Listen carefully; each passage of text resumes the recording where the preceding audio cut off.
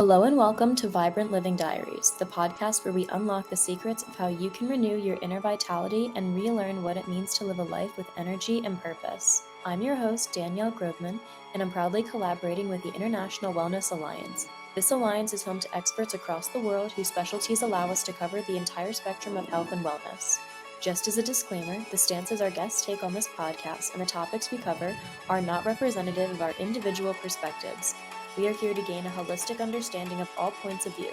All information and advice we give here are purely for entertainment purposes. If you're planning on making any lifestyle and/or health changes based on what we cover here, please consult with your main medical wellness practitioner to find the best next steps for you to take on your wellness journey.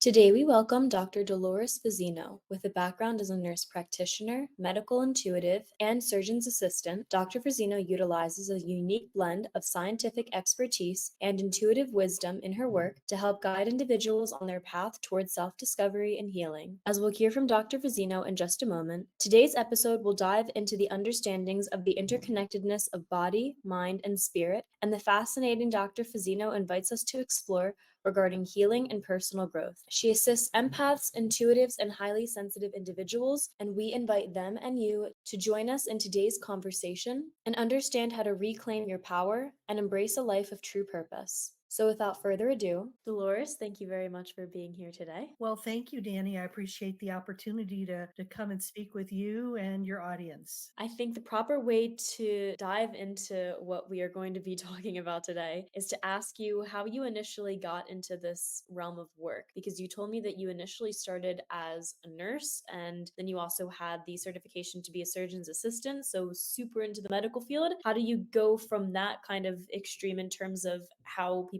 medicine traditionally to the alternative kind of other healing modalities that are out there? Well, that's an interesting question because being born an empath, intuitive, and highly sensitive person, it's like I had a skill set with me that I was born with. And it was just the natural next step, even though my training was more of a formalized Western medicine, intellectual based, heady type of stuff versus the esoteric, feely type of stuff. You have two different contrasts there. So it was about marrying the two and moving forward. And in terms of the kind of approach you take when it comes to the esoteric, what exactly do you do to kind of put it in simple layman's terms, and then getting into the why and the how? A lot of it is just I'm very fluent at reading energy. So when a client comes to me and they start talking, for me, it's being able to see in multiple dimensions. We're more than just our physical. Everything is energy. Our thoughts and our beliefs are also energy as well, but they're more like radio waves. When I look at somebody and they start talking, I pick up energetically on what's going on with them because it opens up a whole nother aspect of who they are. And you could see the beliefs, their thoughts, what they say to themselves,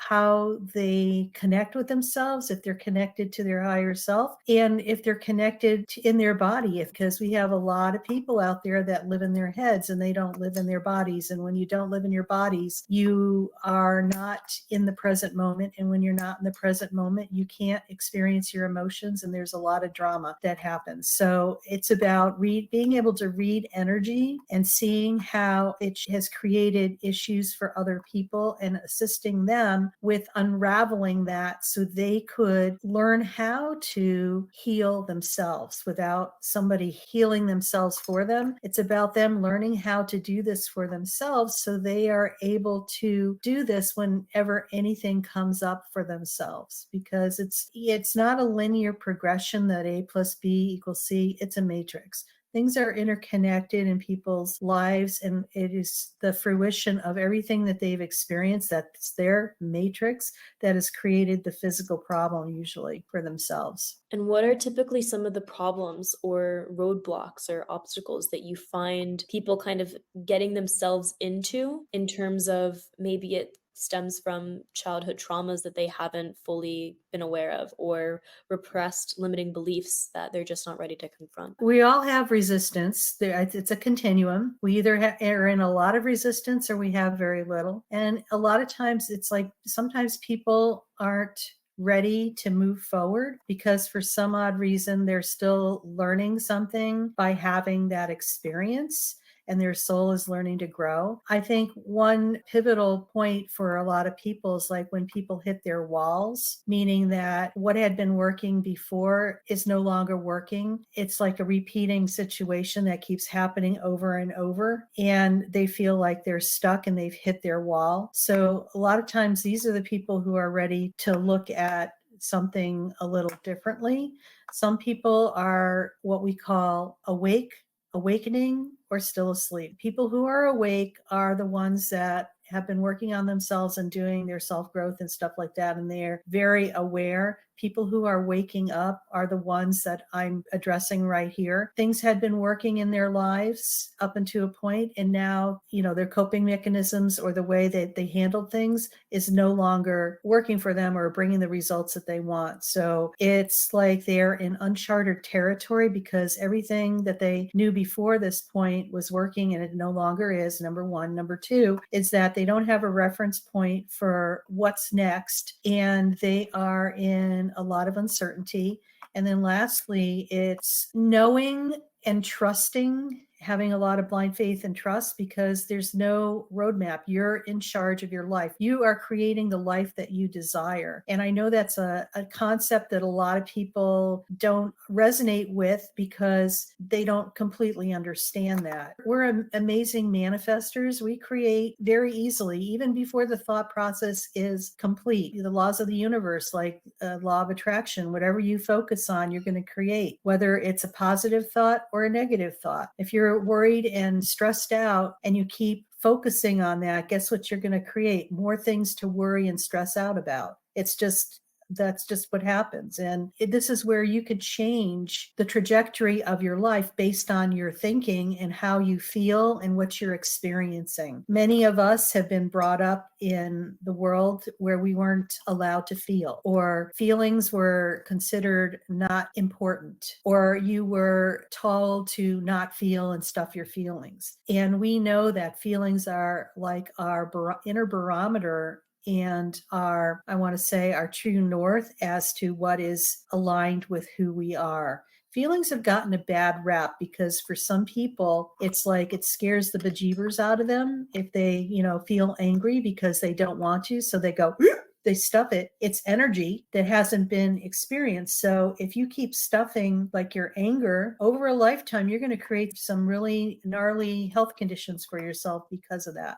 That's a foundational thing. So it's not about projecting your emotions onto anybody else. It's about you experiencing them and witnessing them. It's about feeling what you're feeling and totally being okay without judging, shaming, or persecuting yourself for having those feelings. It's about just allowing them to be as they are, because that's all they are. They're expressions, and they're necessary expressions. And I know some people don't want to dip their toe into the pool of emotions because they feel like it's Pandora's box. When they open the lid, it'll never shut. And that's not true. Just imagine an emotion is like a bubble of energy. As you approach that, you're taking a step into that energetic bubble and you're experiencing that and feeling that, and you take another step and then another step, and the next thing you know, you're on the other side of it. When you truly experience your emotions, they come to neutrality, so they don't have any pull or control over you. Because a lot of times we try to control our emotions, and it's like playing whack-a-mole at the fair. That mole comes up and you're hitting it and, just reacting instead of being proactive. In terms of getting more in touch with emotions and speaking of the soul, being able to properly understand and internalize what is going on around me, how am I reacting, what are the next best steps that I can take? What are your views on the soul? I believe that we are a fragment of our higher self. Okay. Our higher self is our, I'm going to say, master soul. And when we get incarnated into this, like our current lifetime, it's only a small fraction of our soul comes with us into this lifetime, because we could be in multiple different lifetimes and different life experiences on different galaxies and planets and stuff. I feel that we are only a fraction of our soul that is in a higher place And it's easy to tap into that because you could just ask your higher self to come and merge with you, and you'll get more information and more confirmation on things. Also, invite that to come into your daily life and to allow you to take in the information that you're being downloaded with from that. When you mean tap into your higher self and to come merge with you, can you speak on what that means and what that looks like? Because there's a lot of different streams of thought when it comes into tapping into certain energy. And for a lot of people, the first thing they think of is just, oh, meditation. I just, sit, gather my thoughts, and then I meditate on things. Is what you're talking about similar to this, or is there another method that you're speaking to? Well, it's very similar, but I think a lot of us sit in meditation and we don't ask questions. We just sit in silence. So it's like telepathically just setting the intention that you would like your higher self to merge with you, and you will feel a difference when he or she enters your physical being. You will feel the essence coming through your body and filling you up. You will feel more grounded and more in the present moment, if you want to call it that, because you're more anchored in your physical body. Just telepathically communicate with her and listen to what is coming through. I think a lot of people, when they sit in meditation for a long time, they just sit and just wait for answers. And I'm just saying that there's a different way. You could ask your higher self, and you could feel their presence sometimes when they enter, because they're available to you anytime, any place. We just forget to ask. Okay. So nothing can come into our space unless you allow it to. Okay. Unless it's an unconscious thing that's been running the show for a while. And that's another topic for another conversation. When you remember the law of the universe that nothing can come into your space unless you allow it, you have to invite them to come in. I like this concept because what a lot of people do is they blame. They shift the responsibility of someone screwing them over, or them being in a bad relationship, or having a bad work experience, whatever it may be. And it's always the other person's fault. My boss did this random person bumped into me on the street and they were totally rude, and my whole day is ruined, and it's always someone else's fault. When we take this idea of you have to invite this energy in, what do you say to that, to someone who says, well, my boss is just a really bad person. I didn't invite them to be mean to me. Or, hey, some random person just decided to cut me off on the freeway. I didn't invite them to go cut me off. They were just being rude. Well, Danny, that's an interesting concept, because remember, everything starts with us. And for some people, they're not going to like hearing this, but it's the absolute truth. Everything starts with us. If we're getting triggered by something, the world is a reflection of me. And if the world is a reflection of you and this is pissing you off, it's like sometimes in some time or place, you've probably done that to another person, the same exact thing, or there's part of that is still part of you that is a cry for healing that at a deeper level. Now, that trigger may be something like the tip of the iceberg of something very deep going on. It looks like it's not even related to what is happening, and it is, because these are triggers. Triggers are opportunities for us to take the mirror and look deeper within ourselves to heal something that is still running amok. And it might be an unconscious pattern that is still playing out. So when you're able to sit with that instead of react, yeah, people cut you off. So I say, God bless as they do it and smile. It's just like, okay, you're having a bad day. I'm not going to let that ruin my day, because those people don't have control over me. I control how I show up and how I feel. Now, this brings a story to mind. We've all known people that we've worked with, or family members or stuff like that. It's like they're just miserable. Every place they go, it's just like everything is just really bad and stuff like that. They change jobs because they think that another job is going to be different and it's the same old stuff. So what's the common denominator? The person who keeps moving around is showing up. So they are creating that for themselves. So unless you wake up and you realize that this is possibly happening, it's going to be you're going to become the victim to it instead of taking ownership and working on that and moving through that. I work in a hospital setting a couple days a week, and the younger generation is kind of interesting. And, we've lived through a whole pandemic, and it was interesting seeing the younger generation just be the yes man and stuff like that and allow things to happen. And even though they didn't want to stay and work extra, they didn't realize that they had a voice and a choice, because if they were afraid that if they said no, that X, Y, and Z would happen, or they felt guilty or shamed or whatever. And I said, you're entitled to say no. And if you're feeling guilty, shamed, or whatever because of that, you need to sit down and take a look at to why that is so, because something else is running the show here and it's not you. And you're entitled to speak your word. You're a sovereign being. And if you're not feeling comfortable doing that, I invite you to look a little deeper as to why that is so and get that taken care of. Because people have a tendency to give their power away to something else instead of owning it and standing up for themselves. This is so important because it's all about your self-esteem, your self-worth, and also your sovereignty as a human being here on earth. And I think that's part of the reason why we're seeing such a big movement, especially from young people Yes. now, honestly, more than ever, of them finally speaking out. And I think we need to feel both ends of the spectrum, because I don't believe either are good. And that Absolutely. means, like, I don't think it's good that too many young people are allowing themselves to get pushed over, because I also remember when I was shadowing in a hospital, I knew my place. I knew that I was not the main nurse. I knew that I was not the main surgeon, physician, whoever I was going to be in contact with, but I also knew I was still a person. And there was something very wrong about someone not spitting on you, but the feeling of them spitting on you because, oh, you're just the shadow, or you're just the temp, or you're just the this, or you're just the that. And it's like, yeah, I am all of those other labels, but I'm also a person first. I'm Absolutely. still a And being. that's what people forget. And you see that in the pecking order, if you want to call that. It's about respecting everybody for who they are. You're a human being. You deserve respect. And that for And- me always felt like it was so obvious when I was a kid. Yep, Like, I just remember I could never wrap my head around why some people were just so blatantly disrespectful for no reason other yep, than,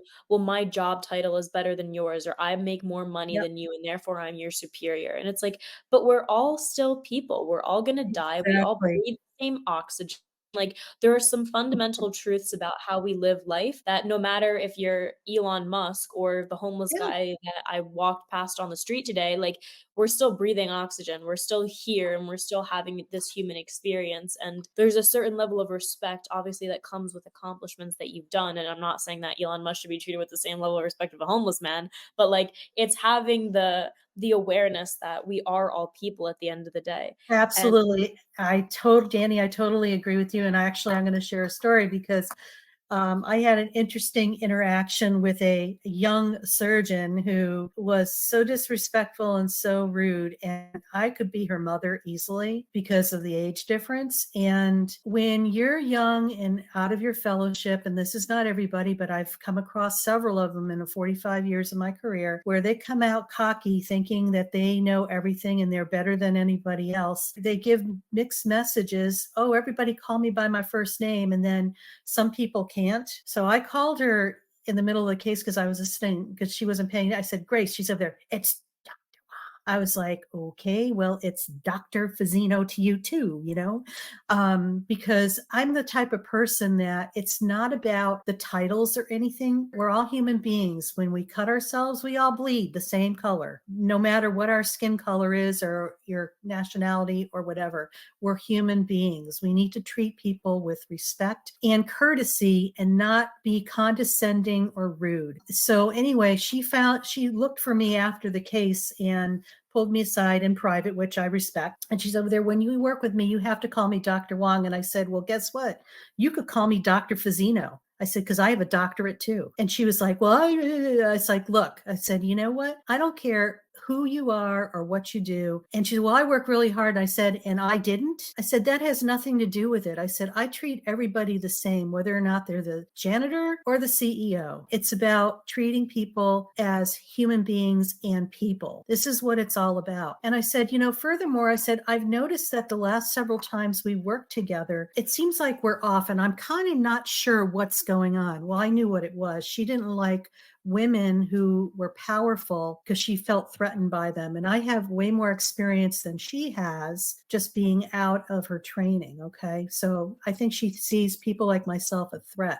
And there's other people who are in my position that she does the same baloney to. She said, well, I think, sometimes I can't hear anything. I said, well, I'm going to tell you my take on it. I said, when I work with you, I don't feel appreciated. And I said, that's a problem. And she was like, well, we'll have to make other arrangements. And of course, she went to my superiors and my superiors stood up for me because they saw what she was doing. But the point is that if you have a problem with your self-worth or whatever, it's not about it, you're not going to make me feel like shit to make you feel better. We don't play that game. The unfortunate part is that she doesn't like working with us, which is fine because I don't like poking a sleeping bear. And it's just like, if she doesn't want me in the room, that's on her. I don't care. But it's just like, I'm not going to be disrespected. Nobody should be disrespected. And a lot of people will not step up for themselves because they fear of, whatever's going to repercussions or making waves or whatever. That's over, folks. You need to put yourself first and know that you are a sovereign being and nothing is going to happen to you unless you allow it. The thing I really like about this is that, yes, boundaries are a thing that a lot of young people are waking up to the importance of. Mhm. And it's something that I can even speak on. Like when I was a little kid, I knew because my family was very matter of fact about a lot of things. And one of the things that they were very matter of fact was when the adults are speaking, you are not. And I understood that because they told me that when I was 7.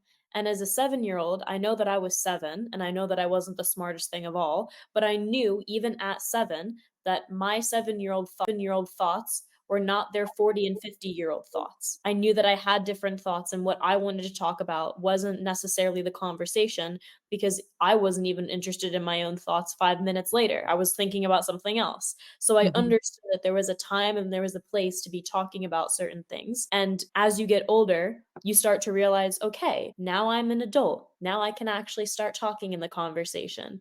And again, I felt very lucky in that sense because my family, even though they would still say, we're still having these adult conversations, I thought to myself, well, I'm an adult now. I can have this conversation too. I'm still the youngest person in the room, but I Right? I still have a mind. I still have had 20 years of life experience. I can still contribute something. For someone that is just now realizing, oh yeah, I'm an adult.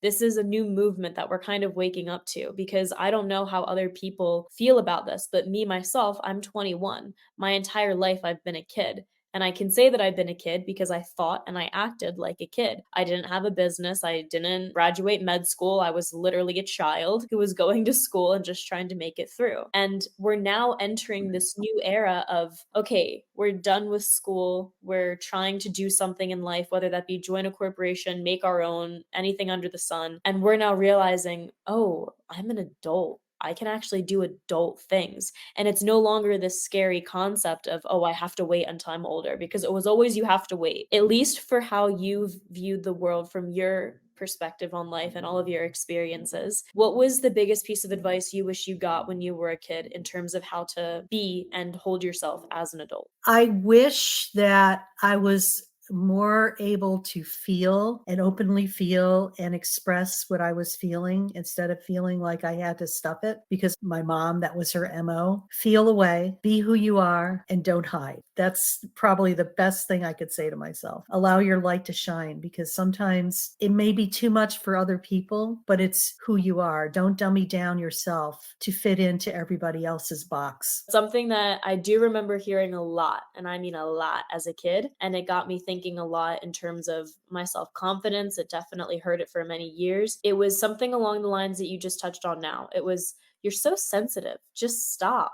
Like, just stop. I heard that so often. And you Uh, ask too many questions, like, enough already. And as a kid, everything is new, everything is fresh. All I wanted to do was just explore and understand what the heck is going on. But I mean, it's something I've literally, it's been carried with me my whole life. And I could never think to tell a child, like, you're feeling too much. yeah. I think that the way that society functions, there's almost a hush hush taboo culture around how your parents raised you and not speaking ill on them. Maybe out of respect, maybe out of, well, I provided for you your whole life and therefore I'm entitled to a certain level of like leniency. And I think that there's a difference between bringing a child up with basic necessities like food, water, shelter, clothing, and the mental aspect. I think those are Yeah. two very different And the things. emotional as well. Yeah. And I think that in society, we're not really taught as kids what to do if you didn't feel like you had that kind of emotional support system at home, because it was always just assumed that your family is going to always be there for you and they're amazing people and you should love them because they love you because you're family. And I feel like that's the biggest load of BS. And I'm not even saying that because my family's dysfunctional. Like, my family's very dysfunctional. They all are. Yeah. I mean, like, I'm not the only one, you No, know? you're not alone. They And then all are. I'm definitely not alone in that, and I know that in terms of parenting, there's a lot of things that I could say about how I was raised that I didn't like, and there's a lot of things that I could say and I could blame someone else, and I could take that and say, "Oh, well, this happened to me, and therefore I'm a victim," and I could just shrink away into nothingness because society always teaches us, at least that I heard a lot growing up, it was always, "If you're having a bad day, you can always go home and tell mom," or if it's when in doubt, you can always have family to turn to. And for someone that maybe feels like they don't have that family to turn to, being that support system for themselves and finding the ways to set those boundaries and find that inner voice and find that inner strength, that's incredibly difficult. That's very challenging because you were told your entire life, so then it becomes your norm that if you're thinking too much, or you're asking too many questions, or you're feeling too much, then you're wrong and you're going to be met with that same kind of criticism and that same harshness. As a person who you identify yourself as empathetic, as other people who identify themselves in that same regard, who maybe had similar life experiences growing up where maybe their parents just weren't as emotionally available, what do you think they can do to help start navigating life without having this, oh, I can just turn to family kind of mentality? Okay, well, a lot of times we gravitate to people who are very similar to us. So it's about finding your tribe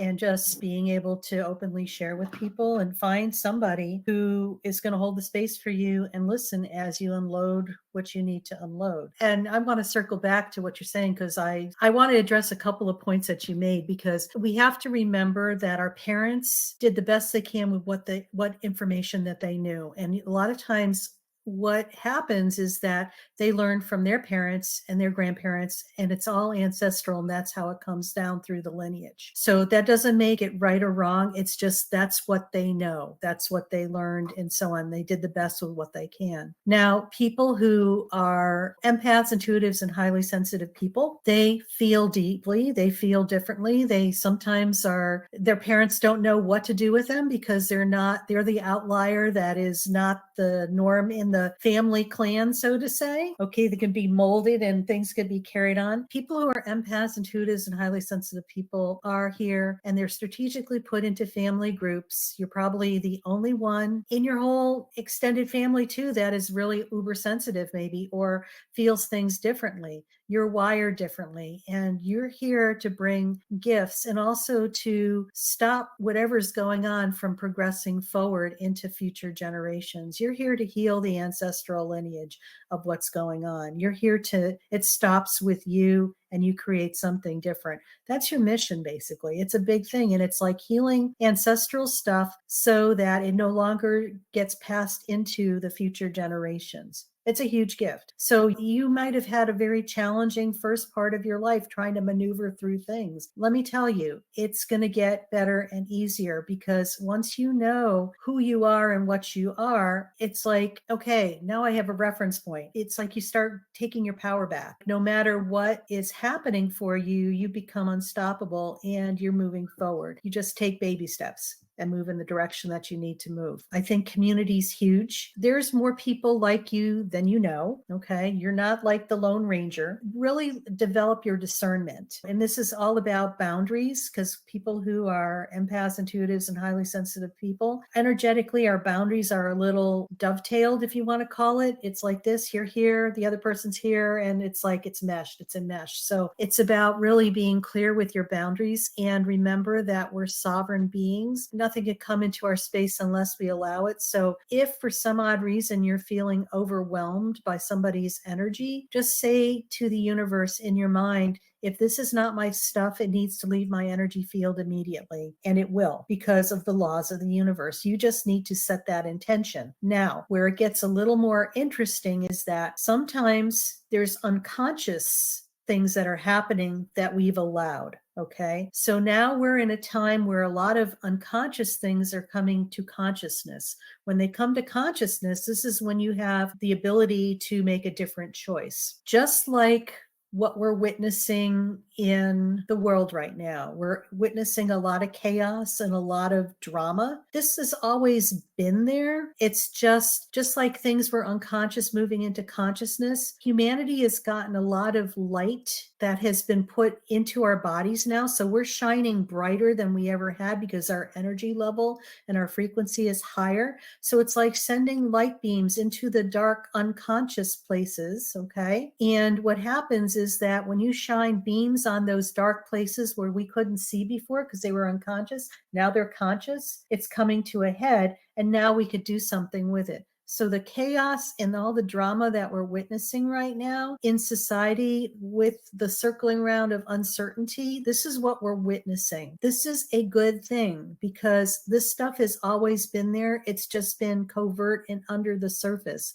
Now we get to see it in all its regalia, and now we could do something with it. Do you understand? I do, and I really like this. And it's we are nearing our time for the day, which is a really odd place to end. Where can people go to find more information about the kind of concepts that we're talking about? Well, you could always go to my website. It's drdoloresfazzino.com. These concepts, you could probably Google them. A lot of them are quantum physics, but also some of them are downloadable information that comes from the ethers. So the thing is you can tap into this stuff yourself. Just start working on connecting with your higher self and to learn how to trust your innate wisdom, which is I call it everybody's secret sauce. It makes you who you are, it makes Danny who Danny is, it makes Dolores who Dolores is, it makes your neighbor who your neighbor is. Yet many of us don't know how to do that, or we have forgotten how to do that, or we're just waking up to learning how to do that. It's all good. Everybody's on their path of where they need to be, and that's a beautiful thing. So with that being said, also, if people have a challenge being present in their physical body, if they go to my website, there's a free downloadable guided meditation to be in the present moment, and that will help you stay grounded in the present reality. I take them through a guided meditation that actually grounds them in multiple dimensions, so you're actually more physically planted in your body than you in present time and being right here right now, because being in the present moment is all that matters. When you're in your head, you're worrying about yesterday and contemplating tomorrow, and you're never in the present moment. When you're in your body, this is where you get to experience your emotions. When you're in your head, you intellectualize your emotions. You don't feel. A telling sign is, I think I feel. There's no I think I feel. It's like if you saying I think I feel, you're intellectualizing and you're totally disconnected from being in your physical body. So when you're in your physical body, you get to experience your emotions. You're in the present moment. And this is where you get to access your higher wisdom and your innate gifts, and also your intuition. All the same thing. I think that's a very good note to end on for today. Thank you very much for coming in and sharing your insights and the wisdom. Thank you, Danny, for having me. I appreciate it. And that wraps up today's episode of Vibrant Living Diaries. It's been an absolute pleasure having you with us. A huge thank you to our guest for sharing your expertise, and to the International Wellness Alliance for making this all possible. And we hope that you've been inspired to take the next step forward in your own wellness journey. As always, we're eager to hear your thoughts and experiences. Connect with us on our social media platforms and share how you're integrating the knowledge gained here into your daily life. I'm Danielle Grobman and can't wait to continue this journey with you in our next episode. Until then, keep exploring, stay curious, and embrace the vibrant life you deserve. Speak soon.